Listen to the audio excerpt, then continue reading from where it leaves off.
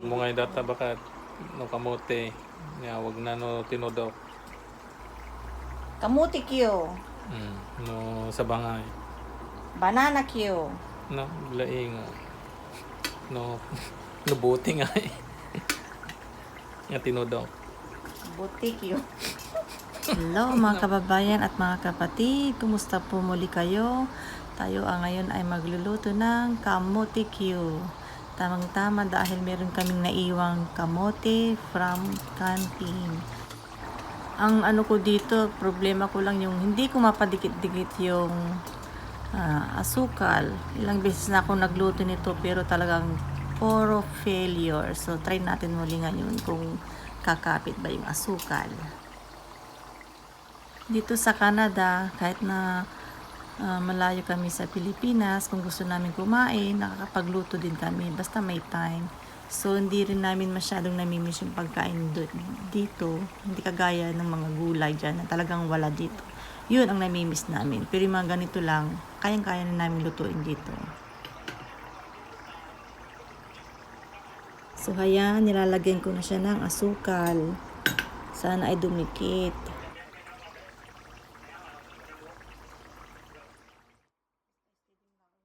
Mungay data bakat no kamote nya wag na no tinodok Kamuti kyo. no sa bangay Banana kyo. no laing no no buti nga nga tinodok. Buti kyo. No Buti kyo.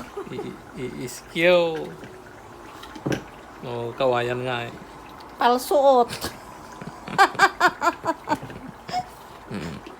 Nga titagal nito palsuot nga eh. Ano sa Tagalog yung palsuot? Sumpit. Sumpit. Sumpak. Anong ano doon? Tagalog lang palsuot. Sumpit gano'n.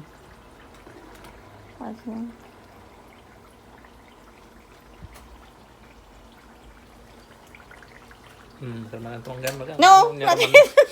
No, naging mo to. Palsuot ka ko na. Sa kilabat. No! Piso! Pili na pa yung pinakamaganda. That's enough. Kaya nag-iwat ka na nagkudot. Good. Palsuot ang gano'n. Kararating lang ni Mr. galing ng trabaho at ako ay binabantayan niyang nagluluto at nangungulit at pinapatawa ako dahil siya ay joker.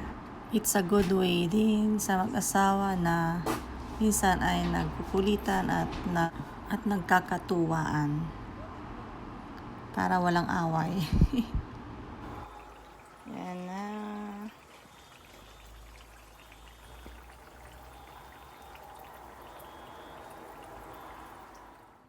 So yan, nagluto din ako ng pansit. At kami ay kakain dalawa sa labas, sa harap ng bahay.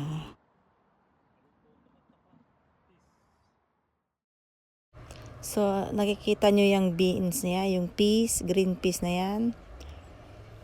Yan yung tanim ko sa aming garden. Isinahog ko sa pansit. Oh, diba? So, libreng gulay. Kaya maganda talaga magtanim. So, kain po tayo. Ang sarap-sarap ng kamote kyo. Yan. So, kahit nandito kami sa Canada, ay style Filipino pa rin. Filipino way pa rin ang aming buhay dito. Kung ano yung pagkain natin sa Pilipinas, ay ganun din ang kinakain namin dito. Basta masipag lang magluto. Ganun. Yan. Si Isa na. Sarap. So, ubos. Yan. Ubos na ubos ang pansit at kamote kyo. Siyempre, after namin kumain ng dinner ay si Mr. ay gumagawa ng garden bed. At ako naman ay maglilinis-linis ng konti, magwawalis-walis.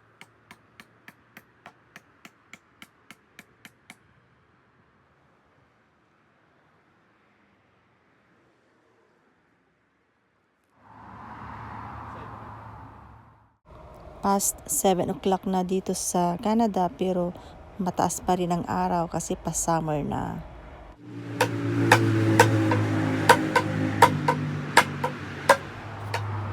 So ako naman ay magwawalis-walis at magdadamo-damo at magdidilig.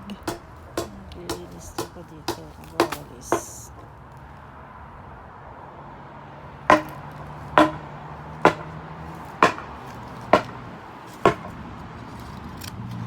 Gagamitin ko muna tong gunting kasi yung mower ay mabigat, hindi ko kayang gamitin, kaya si Mr. na ginagawa, busy siya, hindi siya makakapag-mow, kaya ako na lang muna gagamitin ko tong gunting na magugupit ng mga damo. Parang laro-laro lang, para lang meron akong gagawin habang nasa labas. So, kwentuhan muna tayo. So, may isang lalaki na nagtanim ng trigo. At nung siya ay natulog, at habang siya ay natutulog, ang kaaway ay naghasik ng masamang butil sa kanyang taniman. So, ang trigo at ang masamang damo ay sabay na lumaki at namunga. Kaya nagtanong ang alipin sa kanyang Panginoon. Sabi niya, Panginoon, di ba ang tinanim mo lang ay magandang butil o trigo lamang, bakit may mga masasamang damo na tumubo? Sabi niya, gusto mo bang bunutin ko yung mga masasamang damo?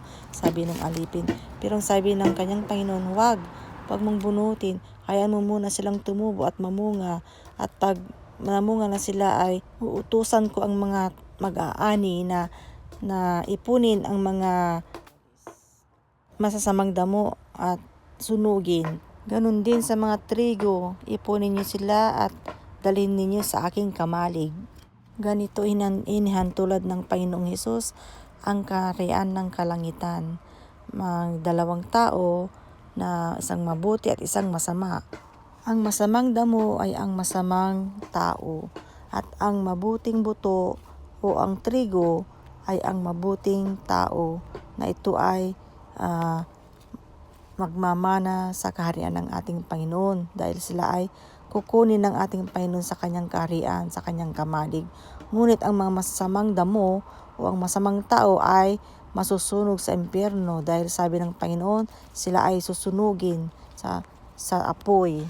Kaya para tayo ay hindi masunog sa impyerno at tayo ay magmamana sa kaharian ng Panginoon, tayo ay dapat mamuhay na may kabanalan, mamuhay sa kabutihan, at mamuhay sa pamamagitan ng salita ng ating Panginoon. Sundin natin siya at igalang ang kanyang mga kautusan. So yan po ang ating kwento sa araw na ito. Sana ay nakapulot kayo ng mabuting aral, at salamat sa inyong pakikinig.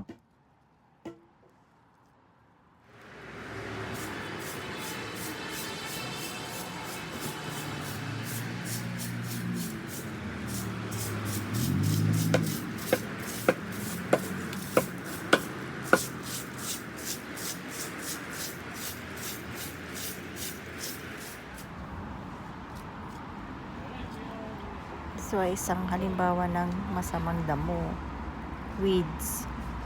Kasi panira siya sa Bermuda grass. Kaya tinatanggal. Yan, tinatanggal yan yung mga dandelions, yung mga yan, para hindi sumama sa Bermuda grass.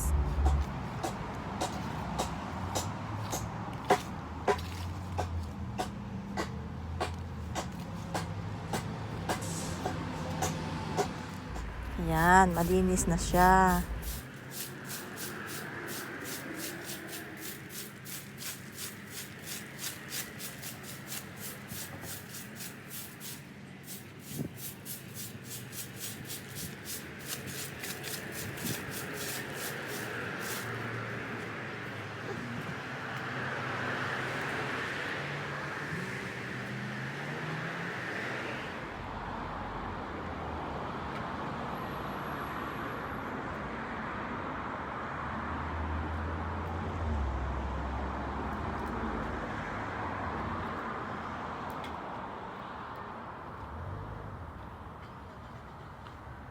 Hindi ko pa tinapos kasi dumidilim na siya. Past 9 o'clock na ng gabi kaya medyo madilim na. Kaya bukas na lang yung iba. Yan. Hindi ko siya tinapos. Yan. Ito sa banda rito. Yan, mga yan. Hindi ko pa natapos. Bukas na lang. Konti naman na. So, thanks for watching. Like, subscribe, comment below. And thank you ulit. God bless po sa inyong lahat.